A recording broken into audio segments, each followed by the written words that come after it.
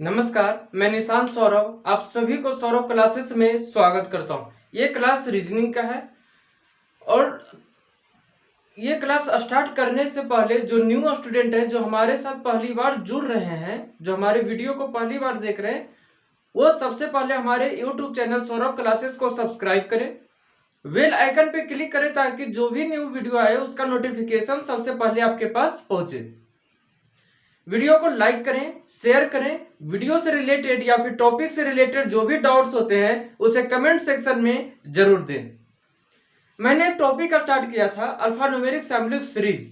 तो इस टॉपिक का टाइप 1 और टाइप 2 खत्म हो चुके थे। मैंने टाइप 3 स्टार्ट किया था, जिसमें टाइप 3 में मैंने कुछ क्वेश्चंस करवाए थे, नंबर से भी रिलेटेड और वर्ड से भी रिलेटेड।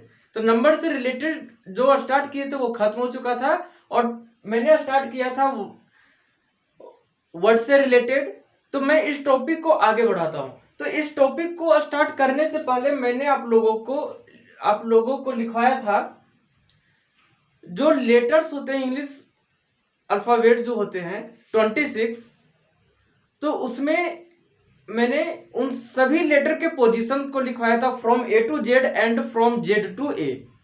इसके साथ में मैंने आप लोगों को लिखवाया था अपोजिट लेटर्स कि कौन से लेटर किसके अपोजिट होते हैं। तो ये सभी का यूज होता है। पोजीशन का यूज किया जाएगा फ्रॉम ए टू जेड या फिर फ्रॉम जेड टू ए या फिर अपोजिट लेटर्स। तो इसका यूज केवल अल्फा न्यूमेरिक सैम्पलिंग सीरीज में ही नहीं होता है, इसका यूज आप लोगों को कोडिंग डिकोडिंग इसके बाद सीरीज में यूज किया जाता है।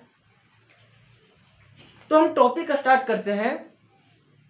तो ये जो क्वेश्चन है, तो ये क्वेश्चन मैंने इसके प्रीवियस वाले वीडियो में मैंने लास्ट में दिया था। आप लोगों को मैंने बोला था कि इसका आंसर कमेंट सेक्शन में दें। उसी क्वेश्चन को मैंने यहाँ पे उठाया है। हम आगे बढ़ाते हैं इसमें। तो इसमें देखिए क्या कर रहा है, इसमें ये कर रहा है कि how many pairs of letters, how many pairs of letters are there in the word, are there in the word. कितने पेयर्स के लेटर बनेंगे, है ना, कितने लेटर्स के पेयर्स बनेंगे इन द वर्ड, और वो वर्ड है डेंजरस। तो किस तरह के पेयर की बात कर रहा है यहाँ पे, देखिए, which has as many letters between them, which has as many letters between them, as we have in the English alphabet series, as we have in the English alphabet series from forward and backward direction।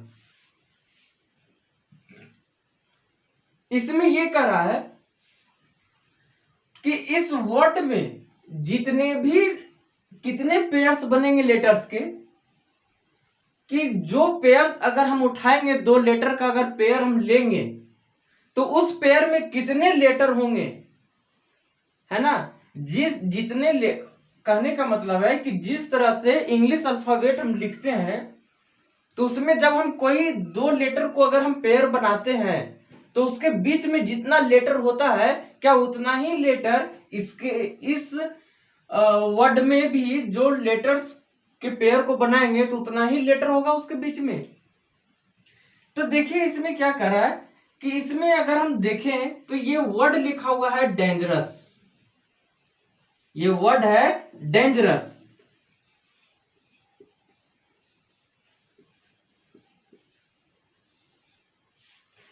अगर हम यहाँ पे, तो इस तरह के question को बनाने के लिए सबसे पहले आप लोगों को इसके पोजीशन को याद रखना होगा, क्योंकि पोजीशन जब हम इन सभी लेटर्स के लिख लेंगे इससे हमें क्वेश्चन को सॉल्व करने में आसानी होगी। जो भी लेटर जिस पोजीशन पे है सबसे पहले उस लेटर को उस पोजीशन से लिख लीजिए। तो यहाँ पे जब हम पोजीशन लिखते हैं तो यहाँ पे देखिए कि जो पोजीशन है यहाँ पे डी का, तो डी का पोजीशन क्या होता है, तो डी का पोजीशन होता है 4 और ए का होता है 1। एन का होता है 14, जी का होता है 7, ई का होता है 5, आर का होता है 18, ओ का होता है 15, यू का होगा 21, एस का होगा 19।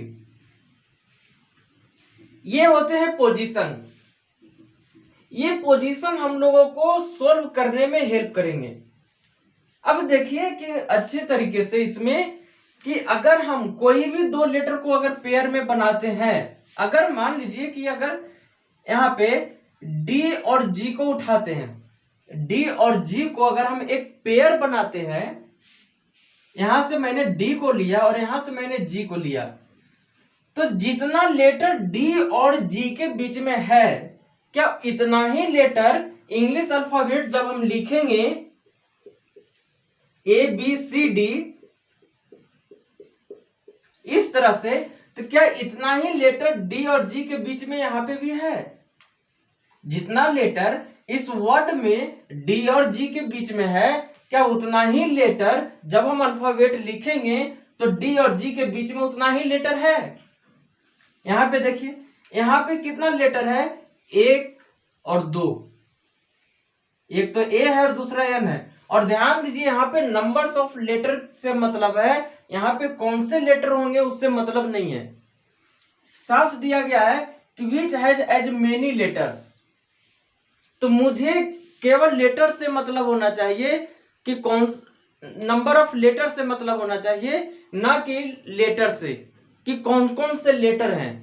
तो यहाँ पे भी डी और जी के बीच में 2 लेटर है और इंग्लिश अल्फाबेट में भी डी और जी के बीच में 2 लेटर होता है। तो एक डी और जी का पेयर बन रहा है। तो क्वेश्चन को सोल्व करने से पहले सबसे पहले उसके पोजीशन को लिखिए, ताकि इससे क्या होगा, आसानी होगा बनाने में। तो क्वेश्चन में यही कर रहा है। अच्छा, इसमें डायरेक्शन का मतलब एक दिया गया है फॉरवर्ड एंड दूसरा दिया गया बैकवर्ड। तो डायरेक्शन के बारे में बता दिए थे मैंने पिछले वाले वीडियो में। जो न्यू स्टूडेंट है पहले उस वीडियो को देखे फिर इस वीडियो पे आए। तो हम अगर डी से जी की तरफ भी अगर देखें तो डी से जी की तरफ भी जाएंगे तो 2 लेटर होगा, और जी से डी की तरफ भी आएंगे तो 2 ही लेटर मिलेगा बीच में। तो यही होता है फॉरवर्ड एंड बैकवर्ड के, दोनों तरफ से हमें चेक करना होगा। और जो बिटवीन कर रहा है यहाँ पे कि कहने का मतलब है कि ये जो भी पेयर हम उठाएंगे इस वर्ड से, इस वर्ड के लेटर को, जो भी जिस लेटर को हम पेयर बनाएंगे और उसी लेटर को अगर इंग्लिश अल्फाबेट से अगर हम कंपैरिजन करें, तो जो लेटर यहाँ पे लिए हैं तो वही लेटर हमें इंग्लिश अल्फाबेट में भी लेना होगा, और जितना लेटर इंग्लिश अल्फाबेट में होगा वो पेयर के बीच में, उतना ही लेटर इसमें भी होना चाहिए उस पेयर ऑफ लेटर के बीच में।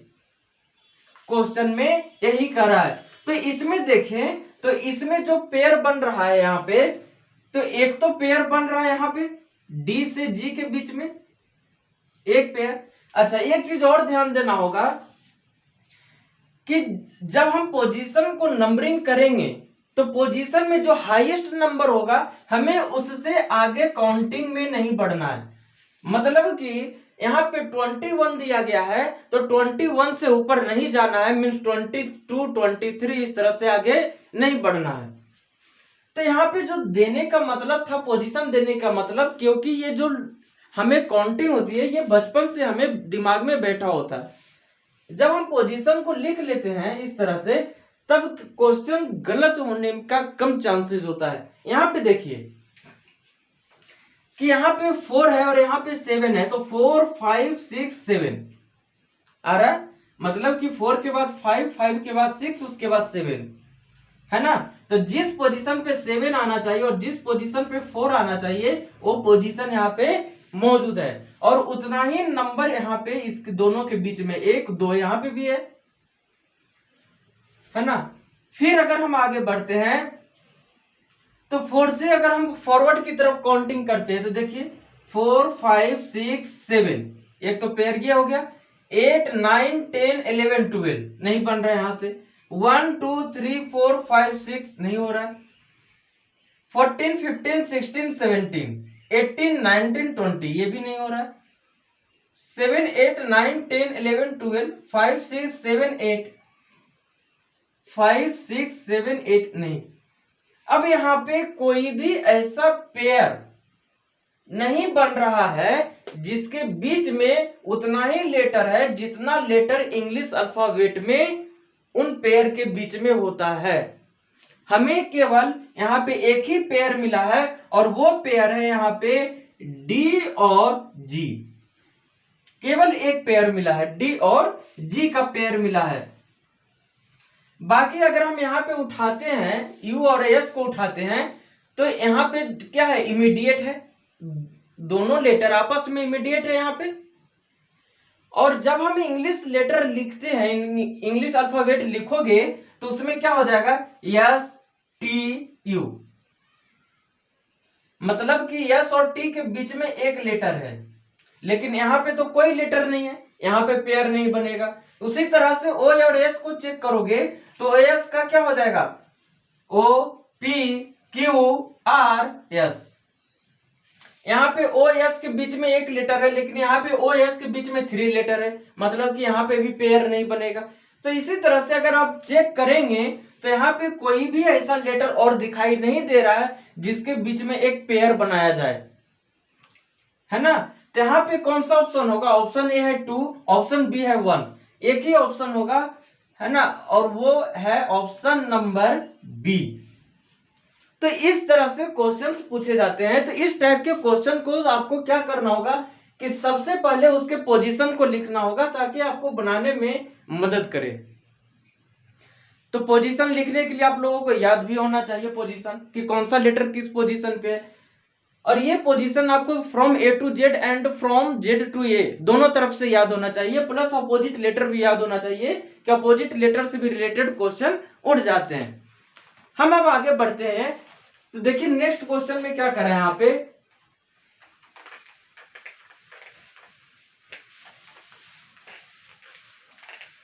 नेक्स्ट क्वेश्चन जो है, अच्छा इसमें हो सकता है कि ये जो वर्ड है इस वर्ड में हो सकता है कि वोवेल और कॉन्सोनेंट का सम भी पूछ दे, हो सकता है कि वोवेल कॉन्सोनेंट का डिफरेंस भी पूछ दे,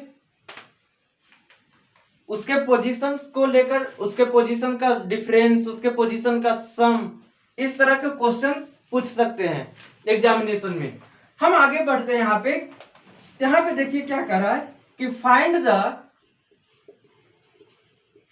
the total sum of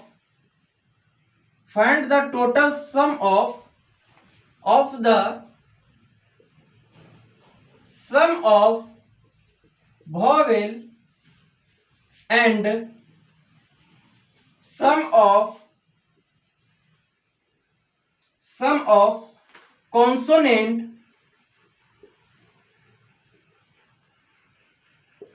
consonant in the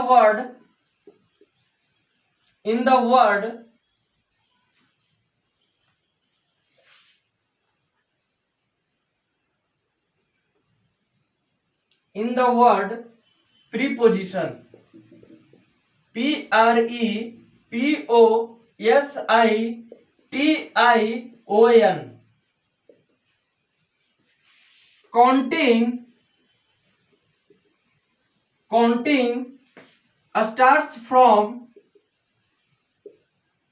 counting starts from A to Z serially.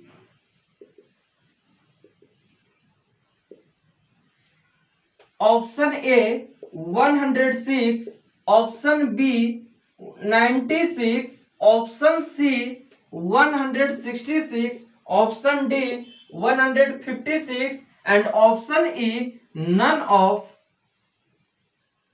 Of these. यहां पे ये जो क्वेश्चन दिया गया है, तो जो स्टूडेंट क्वेश्चन को समझ गए उसे शॉर्ट में कर देंगे, टाइम टेकन नहीं लेंगे इसमें।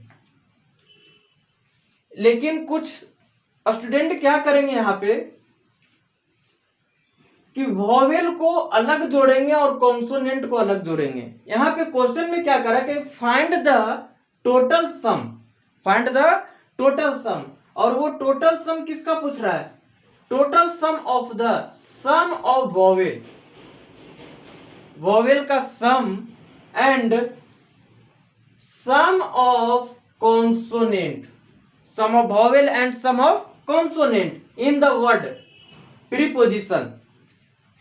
ये जो वर्ड दिया गया है तो इसमें जितने भी वॉवेल हैं उन सभी को जोड़ना है और जितने भी कॉन्सोनेंट है उसे भी जोड़ना है। इसके बाद दोनों के सम को करना है। और ध्यान रखें कि जो हमें काउंटिंग स्टार्ट करनी है, ये काउंटिंग स्टार्ट करनी है फ्रॉम ए टू जेड। ये चीजों को ध्यान रखना होगा। तो अगर हम बात करते हैं प्रीपोजिशन जो वर्ड है, यहां पे जो प्रीपोजिशन वर्ड है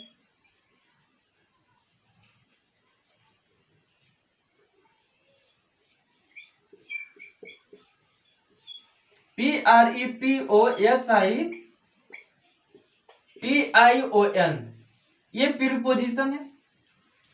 इसमें क्या होगा कि कुछ स्टूडेंट क्या करेंगे कि जो वॉवेल होगा उसे पहचान लेंगे, ये वॉवेल है, ये भी वॉवेल है, ये भी वॉवेल है, और ये भी वॉवेल है, और वो भी वॉवेल, इतने वॉवेल हैं। भी को हम वॉवेल, भी मीन्स वॉवेल। अब जितने वॉवेल हैं उन सभी को एक साथ जोड़ेंगे प्लस, और जो कॉन्सोनेंट होगा, कॉन्सोनेंट को हम सी से डिनोट कर रहे हैं। यहां पे जो सी, जितने भी कॉन्सोनेंट है, कॉन्सोनेंट को एक साथ ऐड करेंगे और वॉवेल को एक साथ ऐड करेंगे। वॉवेल को एक साथ ऐड करेंगे और कॉन्सोनेंट को एक साथ ऐड करेंगे। इसके बाद जब दोनों को हम सम कर लेंगे, जब दोनों को हम सम कर लेंगे, है ना, वॉवेल को अलग सम कर लेंगे और कॉन्सोनेंट को अलग सम कर लेंगे, तो इसके बाद जब जो दोनों का सम आएगा, जो भी सम आएगा, है ना, इसका सम अलग हुआ, इसका सम अलग होगा, इसके बाद दोनों को जोड़ेंगे। ये कभी नहीं करना है, ये काफी लॉन्ग हो जाएगा। एक तो वॉवेल को ऐड करना होगा फर्स्ट, सेकंड कॉन्सोनेंट को ऐड करना होगा सेकंड, एंड थर्ड टोटल जो दोनों का सम आया है उसे ऐड करना होगा। तो 3 बार ऐड करने की आवश्यकता नहीं है। हम जानते हैं कि जो भी अल्फाबेट होता है ना, वो कितने होते हैं? 2 होते हैं, एक तो वॉवेल होता है और दूसरा कॉन्सोनेंट होता है।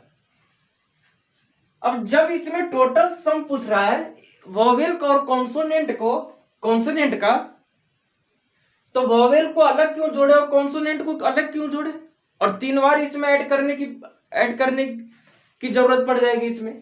तो इतना हमें नहीं करना है। हमें क्या करना होगा कि जितने भी लेटर हैं इस वर्ड में, ये प्रोसेस को कभी नहीं अपनाना हो, कभी नहीं अपनाइएगा, क्योंकि ये काफी टाइम टेकन हो जाएगा। ये 3 बार ऐड करना पड़ जाएगा। हमें क्या करना होगा कि हमें जब हम लेटर के पोजीशन को हम यहीं पे लिख देंगे, तो इससे कॉन्सोनेंट और वॉवेल का जो भी पोजीशन होगा वो लिखा जाएगा और एक साथ ऐड हो जाएगा। हमें 3 बार ऐड करने की आवश्यकता नहीं पड़ेगी।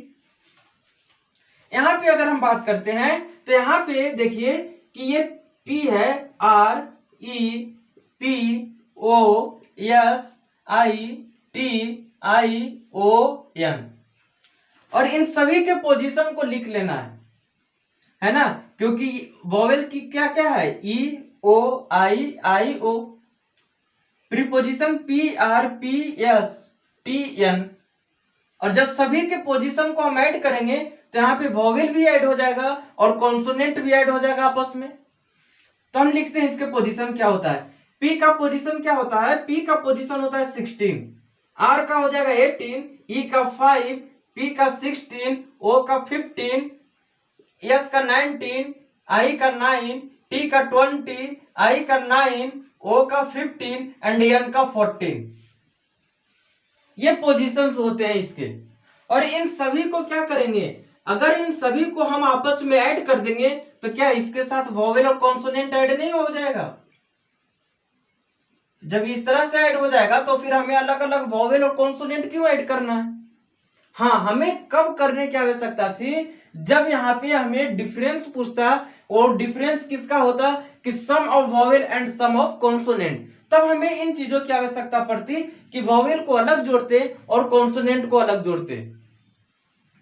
तो यहाँ पे अगर हम जोड़ते हैं तो देखिए क्या हो जाएगा, 16 16 32 और प्लस 18 50, 50 और 20 70 हो जाएगा, 70 और प्लस 15 एंड ये 15 100,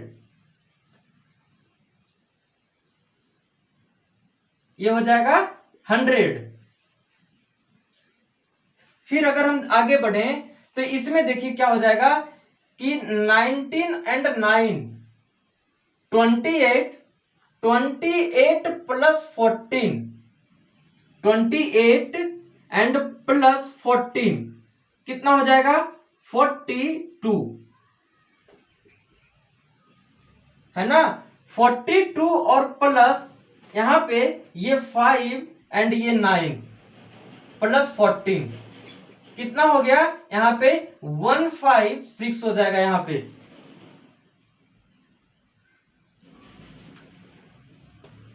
156 हो जाएगा। तो 156 कौन से ऑप्शन में है, तो यहां पे देखिए ऑप्शन नंबर डी।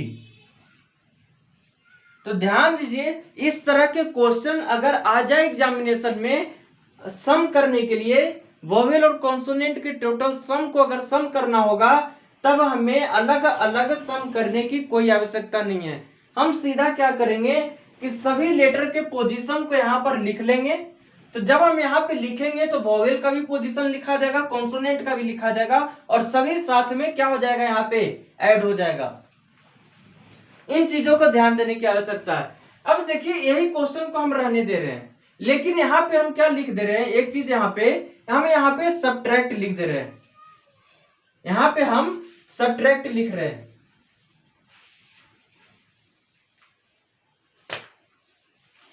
इसी क्वेश्चन को हम चेंज कर रहे हैं, यहाँ पे नीचे मिटा रहे हैं।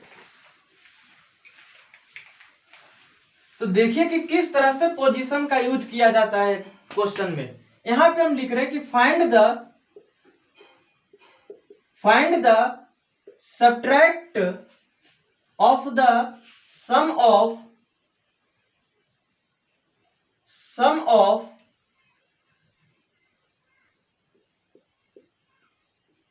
consonant and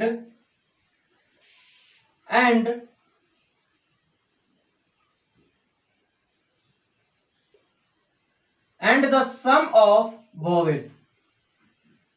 यह है क्वेश्चन।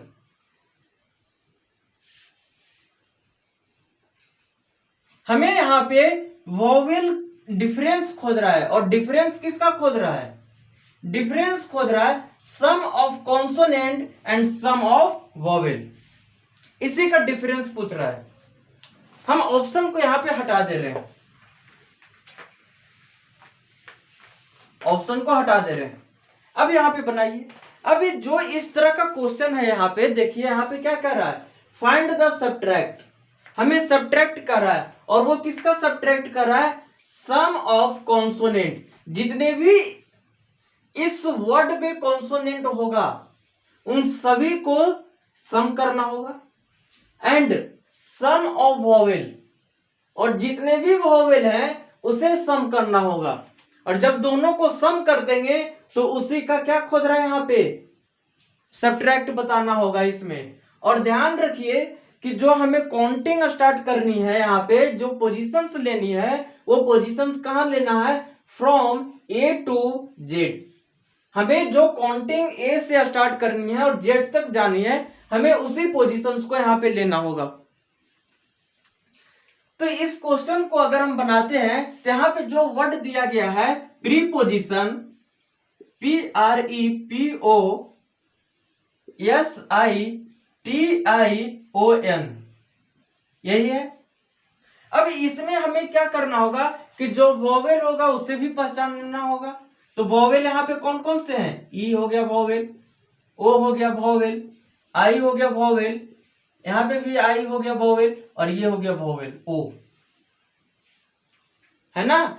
और जितने भी कॉन्सोनेंट होगा, जितने भी कॉन्सोनेंट है, वोवेल को भी से डिनोट कर रहे हैं, कॉन्सोनेंट को सी से।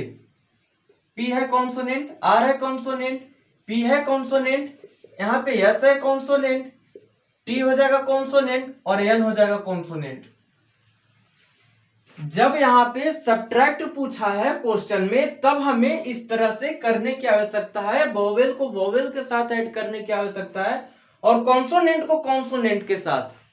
दोनों क्वेश्चन को ध्यान से देखिए, दोनों में किस तरह का डिफरेंस होता है। अब अगर हम बात करते हैं कि पी का पोजीशन है ना, सबसे पहले कौन वोवेल को हम वोवेल के साथ करेंगे, तो जितने भी वोवेल हैं उसे हम एक साथ करते हैं, तो क्या क्या हो जाएगा यहाँ पे। अगर हम वोवेल की बात करते हैं तो देखिए वोवेल क्या क्या हो जाएगा। वोवेल है यहाँ पे ई प्लस क्या हो जाएगा ओ प्लस, और क्या है यहाँ पे आई हो जाएगा प्लस आई एंड प्लस ओ।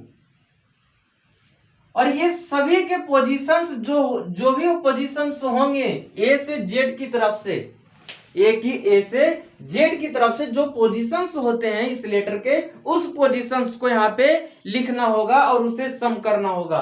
तो यहाँ पे अगर हम बात करते हैं तो ई का पोजीशन क्या हो जाएगा 5, ओ का पोजीशन क्या हो जाएगा 15, आई का हो जाएगा 9, आई का हो जाएगा 9, और ओ का हो जाएगा 15। अब हमें इन सभी को क्या करना होगा, सभी को आपस में ऐड करना होगा वोवेल को। जब हम वोवेल को ऐड करेंगे तो क्या हो जाएगा 15 and 15 30, 30 and plus 5 35, and 35 plus 18, 9 and 9 18। जब ये दोनों को ऐड करेंगे तो क्या हो जाएगा 53, 35 एंड प्लस 18, ये दोनों को ऐड करेंगे तो हो जाएगा 53। ये किसका सम हो गया, ये सम हो गया किसका, तो वोवेल का सम हो गया ये। अगर हम बात करते हैं यहाँ पे कॉन्सोनेंट की, तो देखिए कॉन्सोनेंट का सम क्या हो जाएगा।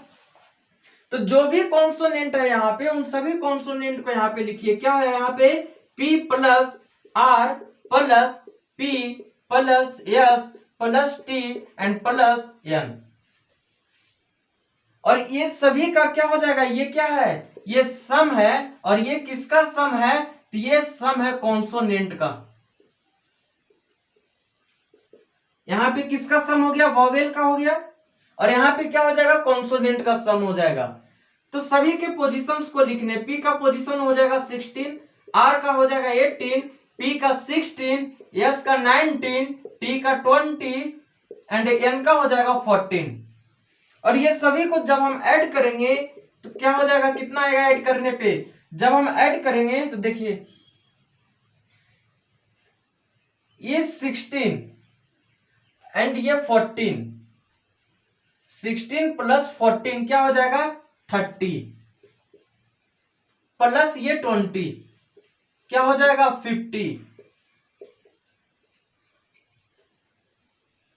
है ना। इसके बाद अगर हम आगे जोड़ते हैं तो ये हो जाएगा 18 और ये हो जाएगा 16, तो दोनों को ऐड करेंगे तो क्या हो जाएगा यहाँ पे 34, है ना। उसके बाद बच गया ये 19, इसे भी यहाँ पे ले लेते हैं। और ये क्या हो जाएगा यहाँ पे, जब हम सभी को आपस में ऐड करेंगे तो ये कितना हो जाएगा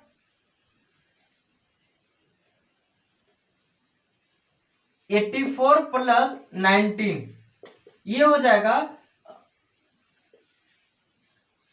103, है ना। यहां पे जो सम आया है वो किसका सम है, ये सम हो जाएगा सम ऑफ वोवेल, है ना। और लेकिन यहाँ पे जो सम आया है वो किसका सम है? ये सम है सम ऑफ कॉन्सोनेंट, है ना। और जब दोनों को सम कर लिए तब ये क्या कर रहा है, यहाँ पे पूछ रहा है सब्ट्रैक्ट, और वो सब्ट्रैक्ट किसका पूछ रहा है? Sum of consonant and sum of vowel. तो दोनों को जब हम माइनस करेंगे, जब हम यहाँ पे सब्ट्रैक्ट करेंगे तो क्या हो जाएगा? जब हम यहाँ पे सब्ट्रैक्ट करेंगे तो सब्ट्रैक्ट किसका करा? कॉन्सोनेंट। तो कॉन्सोनेंट का सम कितना आया है? 103। उसके बाद सम ऑफ वोवेल, वोवेल का सम है कितना? 53। और जब ये दोनों को माइनस करेंगे तो क्या हो जाएगा आंसर? 50 हो जाएगा, और यही हो जाएगा आंसर। तो दोनों क्वेश्चन में किस तरह से डिफरेंस है ये देखना होगा। पिछले वाले क्वेश्चन में हम देखेंगे तो वहां पे अपने को क्या वोवेल और कॉन्सोनेंट को अलग करने की आवश्यकता नहीं थी, लेकिन यहाँ पे दोनों को अलग करने की आवश्यकता है, वोवेल को अलग एंड कॉन्सोनेंट को अलग। यहाँ पे वोवेल और कॉन्सोनेंट को दोनों को अलग करने की आवश्यकता थी, है ना। तो इस जो एग्जामिनेशंस में है कि किस तरह से लैंग्वेज के थ्रू यहाँ पे एग्जामिनर आप लोगों को घुमाना चाहेगा। आगे बढ़ते हैं नेक्स्ट क्वेश्चन की तरफ।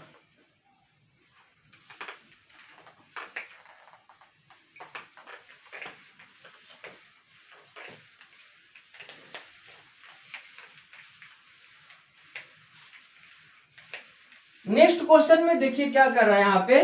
नेक्स्ट क्वेश्चन में कह रहा है कि इसमें जितने भी वोवेल, जो क्वेश्चन दिया जाएगा और क्वेश्चन में जो भी वर्ड होंगे उस वर्ड में जितने भी वोवेल हैं और जितने भी कॉन्सोनेंट हैं उस सभी को क्या किया जाएगा? इंक्रीज और डिक्रीज किया जाएगा, है ना। जितने भी, जिस तरह से जब नंबर से स्टार्ट चला था पार्ट थर्ड में, तो उसमें भी जो भी ऑड और इवन था उसे इंक्रीज करना और डिक्रीज करना, उससे रिलेटेड क्वेश्चन आया था।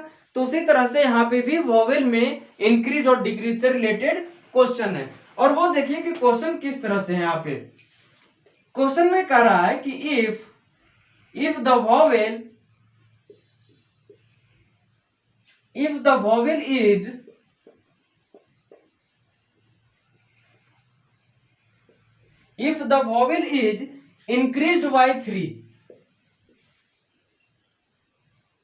increased by 3 in the word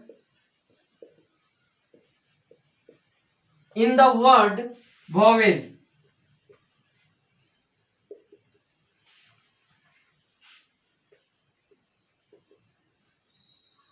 and the consonant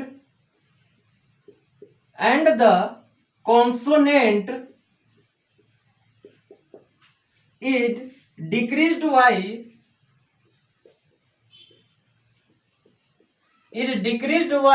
4,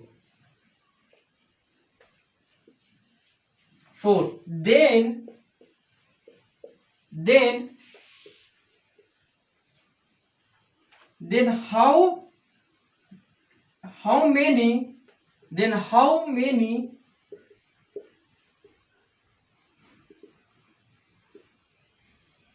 how many meaningful word can we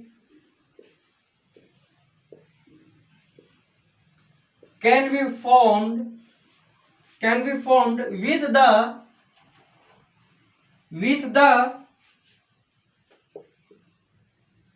new letters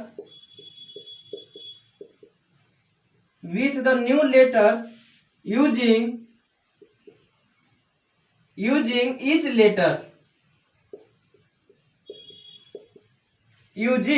letter only once in each word।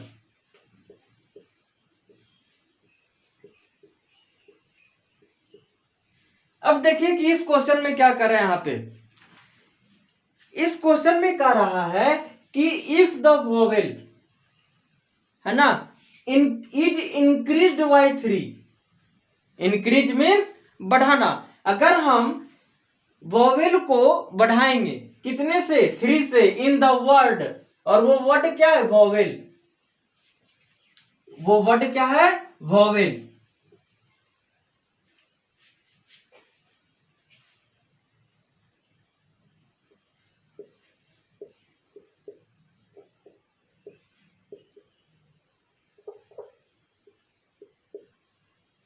है ना? इसमें कह रहा है कि अगर वॉवेल को इंक्रीज किया जाए 3 से, कितने से इंक्रीज किया जाए? 3 से इंक्रीज किया जाए इन द वर्ड, और वो वर्ड क्या है? वो वर्ड है वॉवेल।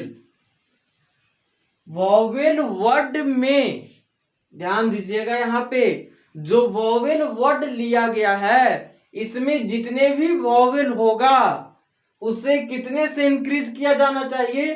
3 से। इसके बाद इसमें यह कह रहा है कि एंड द कॉन्सोनेंट, इसमें जो कॉन्सोनेंट है, ये जो कॉन्सोनेंट है उसे डिक्रीज करना होगा, और वो डिक्रीज कितने से करना होगा? 4 से। जो वॉवेल वर्ड दिया गया है यहां पे, इसमें वॉवेल को इंक्रीज करना है 3 से और कॉन्सोनेंट को डिक्रीज करना है 4 से। और जब हम ये प्रोसेस कर लेंगे, ये अरेंजमेंट कर लेंगे, सब्ट्रैक्ट इंक्रीज एंड डिक्रीज कर लेंगे, तब इसमें क्या कर रहा है इसमें कि then how many meaningful word, है ना, तब कितने मीनिंगफुल वर्ड बनेंगे जब हम इंक्रीज कर लेंगे, डिक्रीज कर लेंगे। इसके बाद जो भी न्यू लेटर बनेगा तब उस न्यू लेटर से कितना मीनिंगफुल वर्ड बनेगा, मतलब कि ऐसे कितने वर्ड बनेंगे जिसका एक सही अर्थ निकल सके। और वो word can be formed with the new letters using each letter. और जो वर्ड बनेगा मीनिंगफुल वर्ड, वो किससे बनेगा? जो न्यू लेटर हमें मिलेंगे, है ना। और जो भी लेटर हमें मिलेगा उस लेटर का यूज ध्यान से देखिए, यहां पे सभी लेटर को यूज करना होगा। यूजिंग ईच लेटर, यहां पे इन चीजों को पकड़ना होगा सेंटेंस में। ऐसा नहीं है कि जो भी लेटर मिले हैं उसमें से किसी लेटर को छोड़ दे, किसी को नहीं छोड़ना है, सभी लेटर का यूज करते हुए वर्ड बनाना होगा, है ना। और जो भी यहाँ पे वर्ड बनेगा और उस वर्ड में जितने भी लेटर्स रहेंगे उन सभी को ध्यान रखना होगा कि only once in each word, केवल उस लेटर का एक ही बार यूज करना होगा, है ना। जितने भी लेटर्स हमें मिलेंगे, न्यू लेटर मिलेगा, उन सभी लेटर का यूज करते हुए हमें मीनिंगफुल वर्ड बनाना होगा। तो कितना मीनिंगफुल वर्ड बनेगा, और जो भी मीनिंगफुल वर्ड बनेगा उसमें जितने लेटर्स रहेंगे सभी लेटर्स को यूज करना होगा। और ये भी ध्यान रखना होगा कि कोई लेटर्स का रिपीटेशन नहीं होना चाहिए। तो यहां पे हम स्टार्ट करते हैं। वर्ड क्या है? यहां पे वॉवेल है,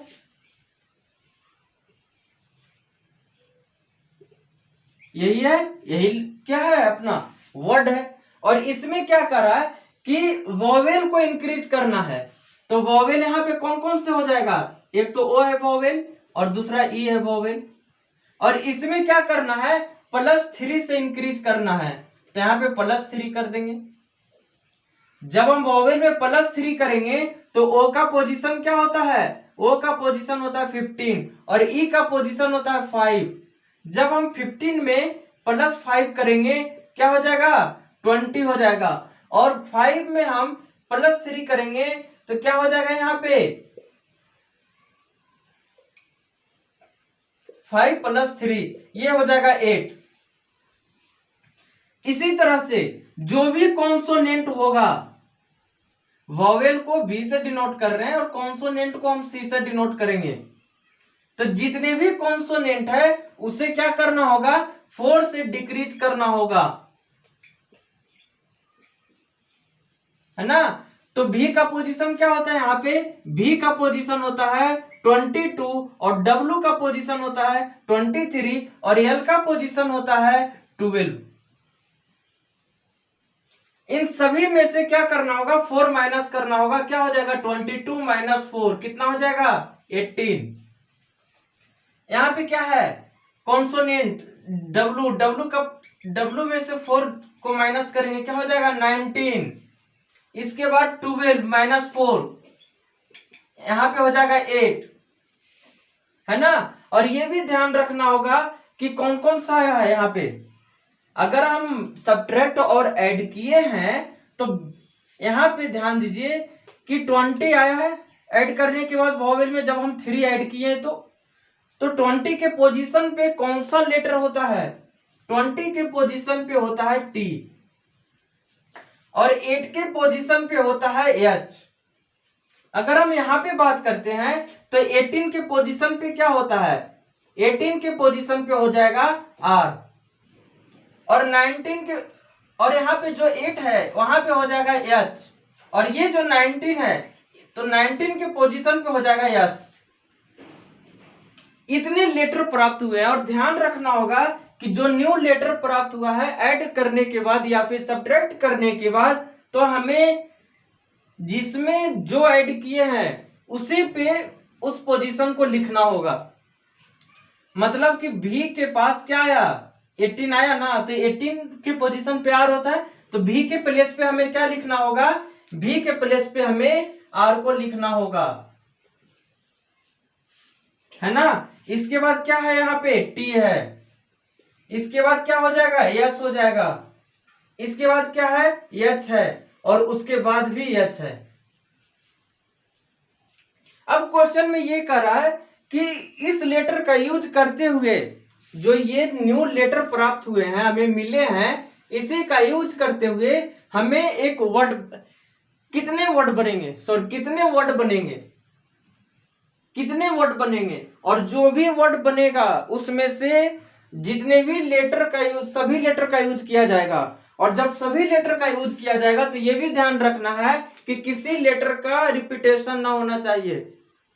और सबसे खास बात कि यहाँ पे 2 H है, ये H अलग हो जाएगा और ये H अलग हो जाएगा, है ना। क्योंकि यहाँ पे एक H का मतलब आया है +3 करने के बाद मिला है और दूसरा H मिला है माइनस करने के बाद यहाँ पे, तो इसलिए दोनों H एक अलग है यहाँ पे। तो यहाँ पे ऐसा कोई भी मीनिंगफुल वर्ड नहीं बन रहा है। यहाँ पे इन लेटर का यूज करते हुए कोई भी मीनिंगफुल वर्ड नहीं बन रहा है। यहाँ पे आंसर में क्या हो जाएगा? अगर हम आंसर की बात करते हैं कि नो मीनिंगफुल वर्ड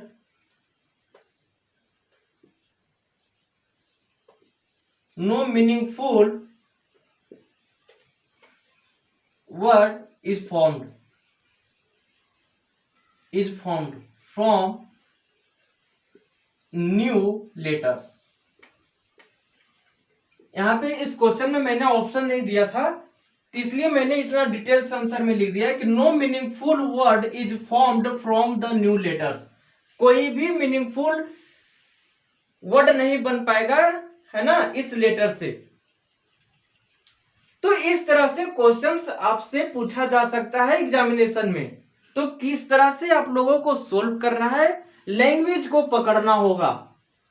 लैंग्वेज को पकड़िए, क्वेश्चन अपने आप सोल्व हो जाएंगे। तो मिलते हैं नेक्स्ट वीडियो में। तो जाने से पहले जो न्यू स्टूडेंट है, जो हमारे चैनल पे पहली बार मिल रहे हैं, पहली बार आए हैं, हमारे चैनल से पहली बार जुड़े हैं, वो सबसे पहले हमारे चैनल को सब्सक्राइब करें, बेल आइकन पे क्लिक करें ताकि जो भी न्यू वीडियो आए उसका नोटिफिकेशन सबसे पहले आपके पास पहुंचे। वीडियो को लाइक करें, शेयर करें और जो भी डाउट्स होते हैं वीडियो से रिलेटेड या फिर टॉपिक से रिलेटेड उसे कमेंट सेक्शन में जरूर दें। मिलते हैं नेक्स्ट वीडियो में, तब तक थैंक यू, जय हिंद।